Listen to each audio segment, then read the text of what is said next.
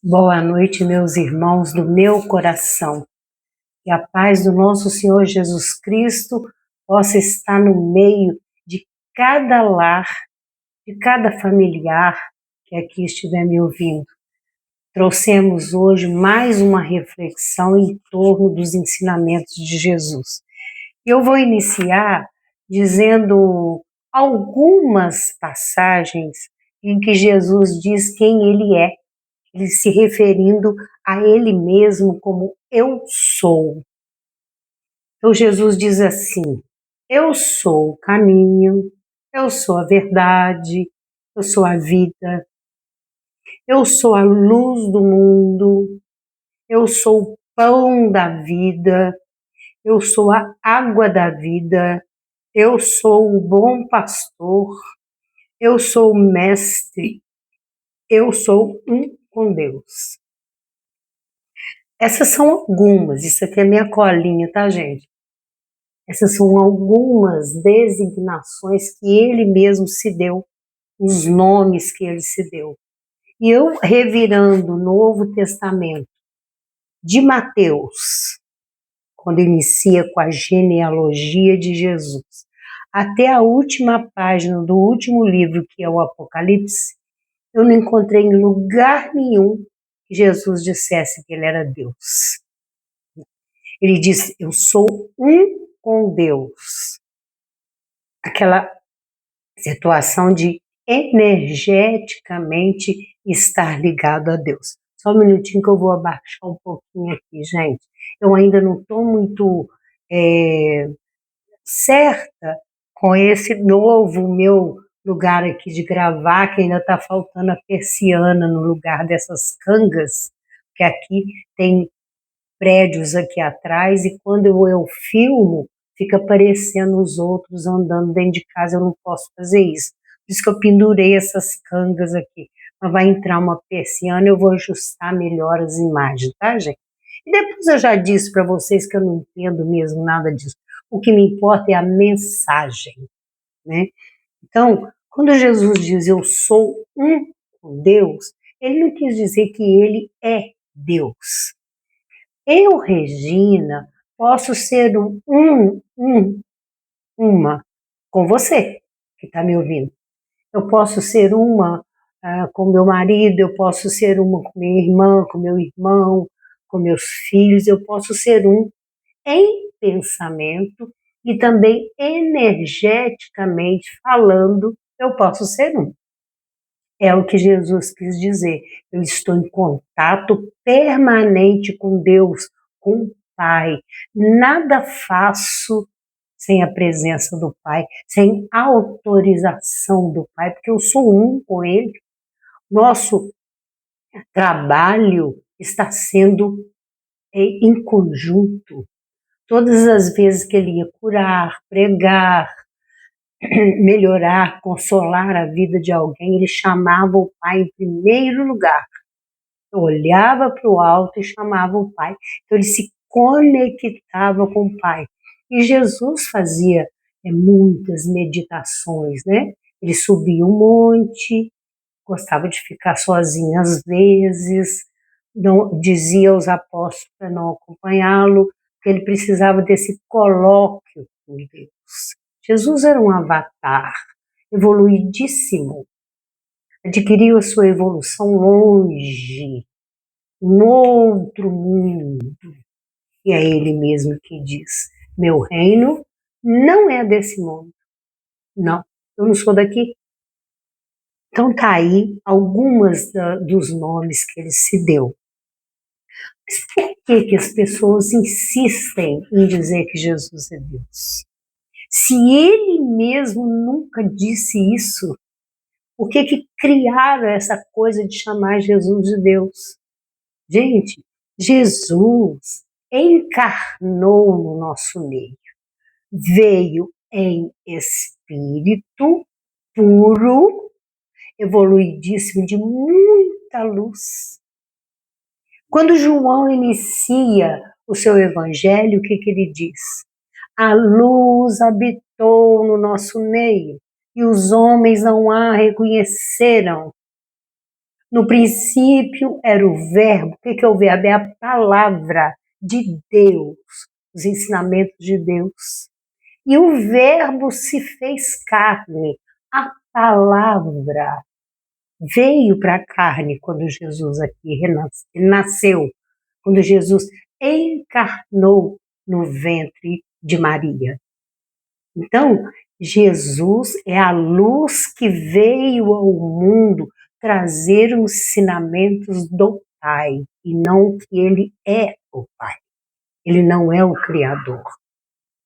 Gente, eu trouxe um desenho muito mal feito, porque apesar de ser artesã, eu não sei desenhar.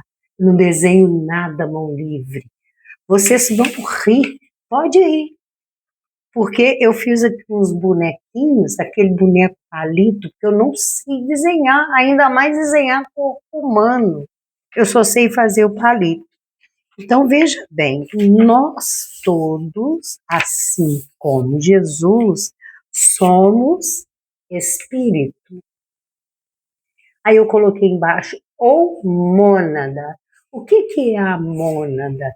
A mônada é a centelha divina. André Luiz chama de hálito de Deus. A mônada somos nós quando fomos criados por Deus. Nós somos uma centelha, uma faísca, um pedaço desse Pai maravilhoso que nos criou. Então, somos espírito. Por que eu fiz essa marca aqui em volta e não desenhei um corpo? Por que eu não desenhei? Tem gente que faz uma estrela, tem gente que faz uma chama representando o espírito. Eu não posso desenhar o espírito. Desculpa, gente. Não posso. O espírito não tem forma. O espírito não é palpável. Ele não é tangível. Eu não posso, eu não tenho como desenhar a mônada. Eu não tenho como desenhar o espírito. É energia criada por Deus. Levou o nome de mônada. Eu coloquei aqui aqui em volta, esse entorno, para representar que nós necessitamos de um corpo espiritual. Esse corpo espiritual é que dá a forma ao espírito. Então, ele vai ter essa forma para quê? Para viver num mundo onde ele precisa ser visível, tangível, palpável. Corpo celeste é o nome dado pelo apóstolo Paulo na sua primeira carta aos Coríntios, no capítulo 15. O capítulo 15 dessa carta é fantástico, tá, gente? Não sou muito de citar Paulo, não, mas esse capítulo 15 da primeira epístola, primeira carta, ele chama de corpo celeste. Aí ele dá o nome também de corpo espiritual. Aqui, ó, a mônada ou espírito, para ter uma forma, para ter um corpo, para ter um invólucro, ele então adquire um corpo. Cada planeta tem o seu corpo diferenciado. Eu estou baseando no nosso planeta Terra, né? Uma cabeça, um corpo, dois braços, duas pernas, apesar desse desenho horroroso que é um palitinho, né, gente? Então, corpo celeste ou corpo espiritual. Paulo também chama de corpo incorruptível. Eu acho lindo isso. Corpo incorruptível e corpo corruptível.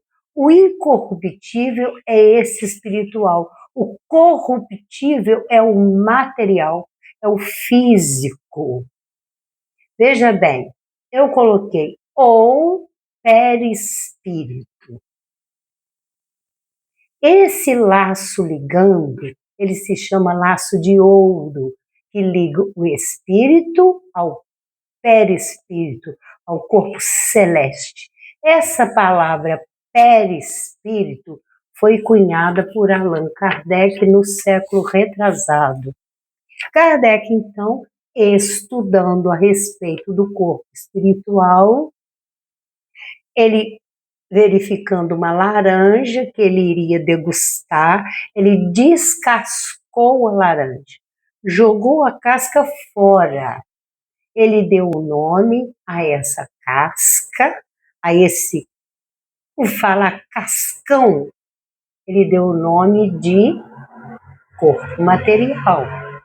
Ao retirar a casca e jogar fora, ele viu a representação daquela casca que está voltando à natureza, que é o que acontece com esse corpo material. O pó volta ao pó para constituir novos elementos na natureza.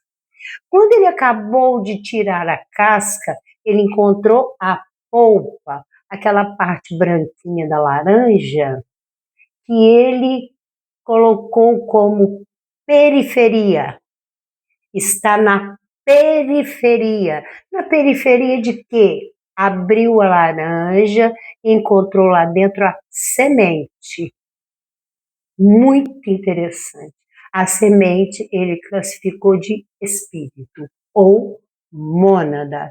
Muito bem explicado por André Luiz, num dos seus belíssimos, mas muito complicado livro, muito. Eu já tentei ler várias vezes, mas como eu não tenho muito estudo, eu acabei não entendendo muito essa parte da ciência. Mas eu chego lá, eu vou ler de novo, e de novo, e de novo. Evolução em 2 pontos. É muito interessante esse livro, quando André Luiz entra nesse pormenor do que é a mônada, do que é a centelha divina que Deus cria. Então, perispírito, aquilo que está na periferia, dando forma a essa energia criada por Deus. É o nosso corpo espiritual ou corpo celeste. Chame do nome que quiser. Ao reencarnarmos, ao irmos para o ventre da nossa mãe, nós nos ligamos por um outro cordão, que agora não é o cordão de ouro, é o cordão de prata. Nós nos ligamos a quê? O corpo espiritual, o corpo terrestre, designação também dada por Paulo. Corpo celeste, corpo terrestre, ou corpo material. Isso aqui, está até meio tortinho, né? Eu estou representando aqui a matéria, o corpo físico, esse que é palpável, esse que é tangível, que é visto aqui no nosso meio. Eu te vejo, você me vê, porque você está vendo esse corpo aqui. Com exceção de alguns médiuns que também vê esse corpo aqui. Corpo material, corpo espiritual e espírito. Tá aí um desenho bobo, né? Assim, pobre, simples, mas que eu tentei aqui representar. Esse laço que liga o corpo espiritual, que dá forma ao espírito, o laço de prata, com a chegada da morte desse corpo, ele não é cortado, ele é desatado. Em algumas pessoas, esse laço, ele se desliga de uma vez só. Ah, desligou. Em outras pessoas é mais lento, em algumas pessoas muito. Tem notícias de pessoas que levam anos a desatar, não é desligar, usei esse nome errado, desatar esse laço. Porque se esse laço fosse cortado, nós correríamos o risco de, quando estamos fora do corpo, algum espírito maldoso ou galhofeiro vem de lá com uma tesoura e corta. Não, ele desata. a partir do nosso desapego às coisas da matéria. Enquanto houver apego, fica aquele corpo lá no velório, aquele corpo é sepultado, mas o espírito fica ligado. Ai, as minhas joias, ai, a minha mulher, meus filhos, minha fazenda, meu cargo político, meu trono, minha coroa. Geralmente os apegos são muito ligados a bens materiais. Então, a gente aprende em várias ciências que quanto mais nos desapegarmos, mais fácil é o desatar desse laço. Chegar no mundo espiritual de cabeça erguida. Chegar no mundo espiritual com conhecimento. O que eu estou fazendo aqui? Quem sou eu? Eu estou com um corpo igualzinho que eu tinha, porque esses dois corpos, o espiritual e o terrestre, o material, eles são cópia um do outro. Um é cópia do outro. Por isso é que os espíritos relatam que acordam no mundo espiritual e olham para si, mas eu estou com o meu corpo, eu tenho minhas mãos, eu tenho minhas pernas. Gente, o mundo espiritual não é feito de ventinhos. O mundo espiritual não é feito de fantasias, em que os espíritos ficam de camisolão voando para lá e para cá, né? Coelhinhos passando, árvores em volta, sentado na grama, ouvindo uma orquestra filarmônica tocar, igual no filme A Viagem. Horrível aquilo. Se for para mim ir para o mundo espiritual e ficar sentado o dia inteiro sem fazer nada, eu vou pedir para me mostrar onde que está a escada que eu quero descer. Eu não consigo ficar sem fazer nada, eu sou hiperativa. Imagina! E ainda vem com aquela história de que é eterno, descanso eterno. Imagina você que corre o dia inteiro. Olha as crianças, olha a casa, olha as vasilhas, vai para o trabalho, volta do trabalho, vai fazer compra, vai roçar o seu campo, vai plantar a sua horta, faz mil coisas no dia a dia. Vai para a sua profissão, às vezes duro, difícil, às vezes mais fácil, mas todos temos uma obrigação. Você imagina, de repente, você se vê num paraíso de camisolão branco, andando para lá, andando para cá, ouvindo musiquinha, ou simplesmente lendo um livro, ou sentado numa montanha olhando para o horizonte. Imagina, sem nada para fazer. Então, gente, a vida no mundo espiritual é pulsante. Tem uma frase de Jesus que eu adoro. Ele diz assim: meu pai trabalha até agora e eu trabalho também. E outra coisa, vós sereis conhecidos pelas suas obras, segundo as suas obras. Jesus não falou que nem Paulo, que é pela fé. Não, é pelas obras. Segundo o vosso galardão será dado segundo as vossas obras. E Tiago vem reforçar na sua carta, quando ele diz: a a fé sem obra é morta em si mesma. Não adianta ter fé e não fazer nada. Gente, eu já estou preparada. Quando eu for abrir o olho, que eu falar, estou no mundo espiritual, eu vou falar, cadê a vassoura? Cadê a enxada? Cadê a pá? Cadê o material para me limpar ali? Cadê o jeito de ajudar a arrumar a cama daquele enfermo?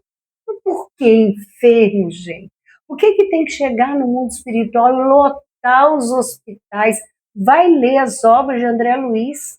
Hospitais cheios de pessoas agonizantes. Precisa disso. Chega no mundo espiritual vivo, elétrico, dinâmico, querendo trabalhar na obra do Pai e não dependente de outras pessoas para cuidar da gente. Que coisa horrível isso! Vai logo chegando e falando, gente, eu quero estudar e quero trabalhar.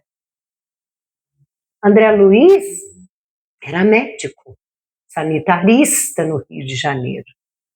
Ele chegou lá com toda a pompa dizendo que ele era médico, aí falaram com ele, você vai primeiro estudar medicina da alma. Você sabe muito da medicina da matéria. André Luiz foi estudar. Ele não conseguiu trabalhar enquanto ele não fosse aprender. É isso que eu quero. Me ensina aí, gente. Me ensina aí como é que é esse negócio aqui para arrumar essas enfermarias, essas camas, como é que é a questão do remédio, do medicamento, das águas. Como é que faz?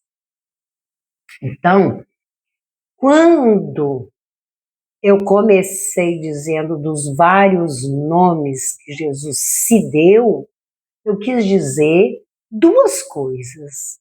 Primeiro, que Jesus nunca disse que ele era Deus. Segundo, que Jesus adquiriu um corpo de carne.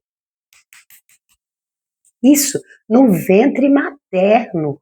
O laço, ele se liga no ventre materno na hora da concepção. A partir dali, o espírito já está ligado. Não vou entrar aqui em questão de virgindade de Maria e toda essa questão de que uma nave desceu, trouxe Jesus. Não vou. Não é isso que eu entendo. É para dizer para vocês que Jesus diz 34 vezes de Mateus ao Apocalipse. 34 vezes. Eu sou o Filho do Homem. Gente, conta lá para vocês verem. É fácil contar. Não precisa abrir a sua Bíblia e estudar todo o Novo Testamento, se bem que era muito bom estudar, né? Vocês adquiram uma concordância bíblica e tem alguns desses livrinhos aqui que chama Chave Bíblica.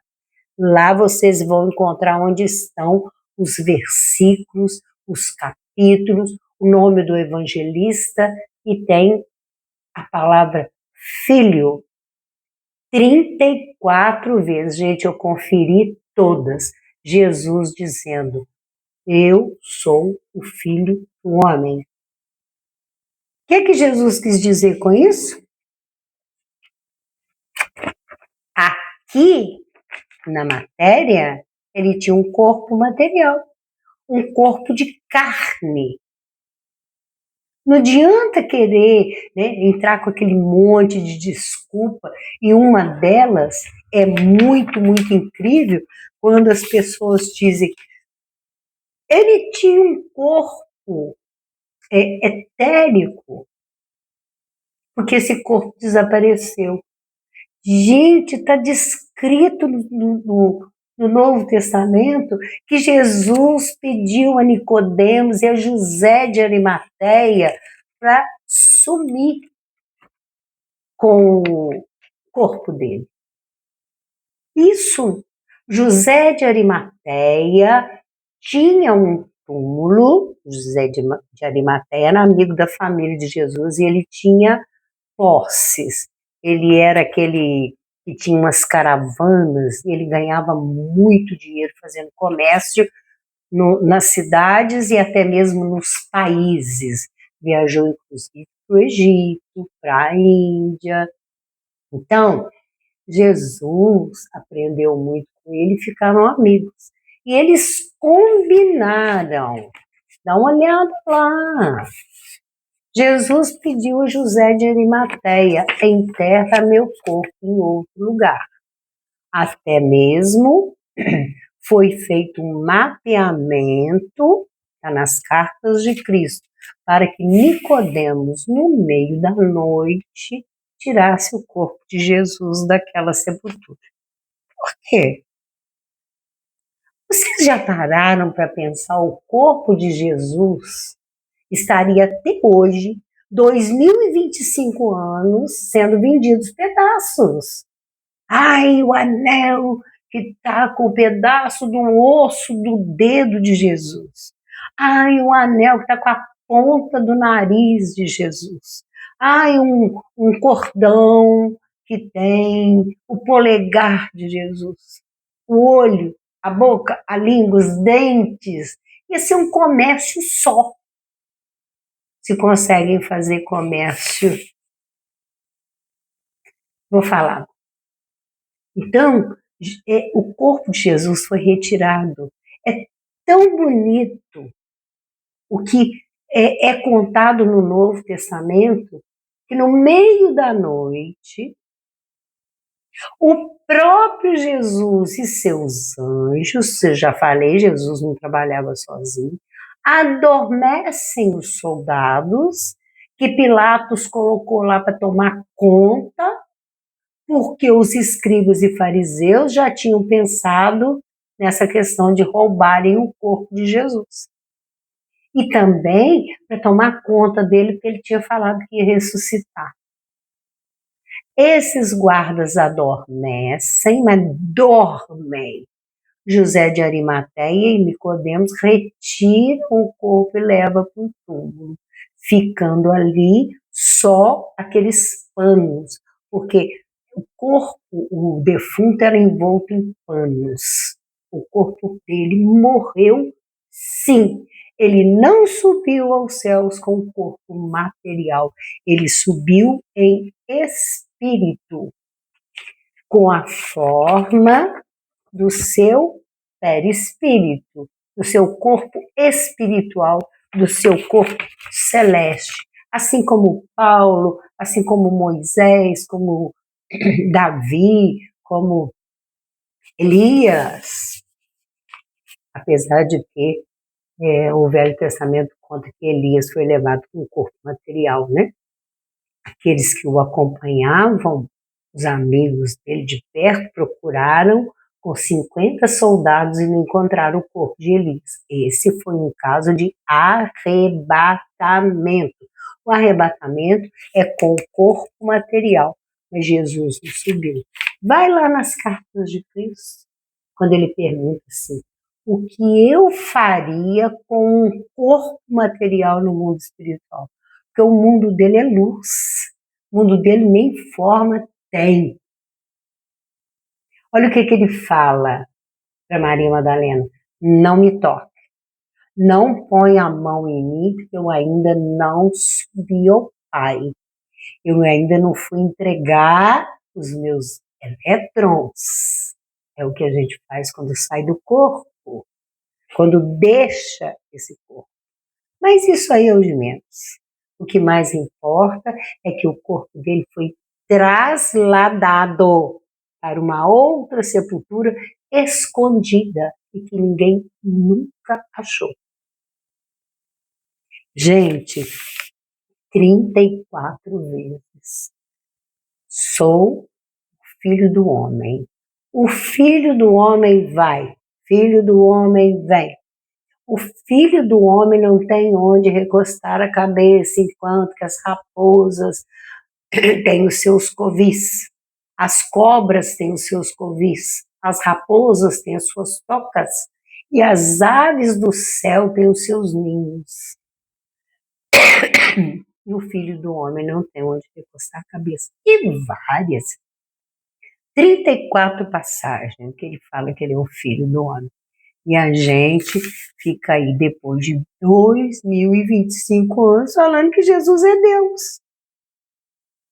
Falando que Jesus subiu com o corpo. Ele não subiu com o corpo. Assim como muitos de nós, cujo corpo fica ali, aliás, vocês me desculpem que expressão, um velório é bem ridículo. Eu acho muito ridículo. Ficar aquele corpo exposto, com aquele monte de gente chorando, xingando, contando piada, contando a vida do morto, e o pior ainda, bebendo o morto. Você sabia? Principalmente no Nordeste, tem cachaça a noite inteira para embebedar, para aguentar ficar ali a noite inteira. Mas por que tem que ficar a noite inteira? Vai embora! Eu, por exemplo, não suporto ficar acordado a noite inteira. Isso para mim é um suplício. Fecha a porta, deixa o defunto lá e volta amanhã para enterrar. Então, gente, Filho do homem, filho de José e Maria. Sim, um corpo material. Viveu aqui, andou, comeu, dançou, bebeu, riu, brincou, chorou, teve bondade no seu coração, abraçou a todos que chegaram perto dele. Filho do homem. O que é filho do homem? Eu aqui sou filho da matéria. Jesus humano, Jesus homem, num planeta cuja morfologia é essa. Ele então adquiriu um corpo no ventre materno, formou um corpo no ventre materno e veio habitar entre nós. Por isso é que ele repete 34 vezes que ele é filho do homem. Então, gente, fica aí esse nosso pequeno recado, viu?